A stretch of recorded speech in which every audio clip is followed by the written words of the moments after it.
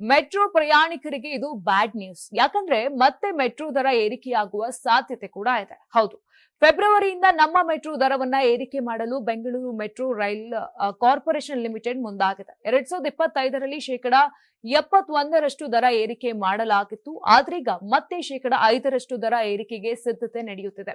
ಶುಲ್ಕ ನಿಗದಿ ಸಮಿತಿ ಪ್ರತಿ ವರ್ಷ ಟಿಕೆಟ್ ಶುಲ್ಕದಲ್ಲಿ ಶೇಕಡಾ 5ರಷ್ಟು ಹೆಚ್ಚಳವನ್ನು ಸೂಚಿಸಿದ ಕಾರಣ ಏರಿಕೆಯಾಗಲಿದೆ. ಈ ಹೆಚ್ಚಳವು ಸಾರ್ವಜನಿಕ ಸಾರಿಗೆ ಬಳಕೆದಾರರ ಮೇಲೆ ಹೆಚ್ಚುತ್ತಿರುವ ಆರ್ಥಿಕ ಹೊರೆಗೆ ಕಾರಣವಾಗುತ್ತದೆ. ಮೆಟ್ರೋ ದರ ಏರಿಕೆ ನಿರ್ಧಾರ ವ್ಯಾಪಕ ಟೀಕೆಗೆ ಗುರಿಯಾಗಿದೆ. ಮೆಟ್ರೋ ಪ್ರಯಾಣವು ಕೈಗೆಟುಕುವ ದರವಾಗಿರಬೇಕು, ಪ್ರೀಮಿಯಂ ಸೇವೆ ಇಲ್ಲ ಎಂದು ಆಕ್ರೋಶ ಹೊರಹಾಕಿದ್ದಾರೆ.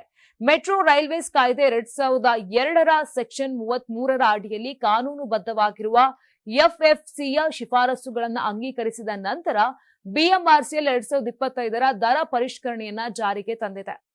ನೀವು ಸಣ್ಣ ಆಗ್ಬೇಕಲ್ವಾ? ಅದು ಒಂದು ಉತ್ತಮ ಆಹಾರದಿಂದ ಸಣ್ಣ ಆಗ್ಬೇಕಲ್ವಾ? ಪ್ರತಿದಿನ ನಮ್ಮ ಜೀನಿ ಸ್ಲಿಮ್ ನ ಯೂಸ್ ಮಾಡಿ ಯಾವುದೇ ಸೈಡ್ ಎಫೆಕ್ಟ್ ಇಲ್ದಂಗೆ ನೀವು ಸಣ್ಣ ಆಗ್ತೀರಾ.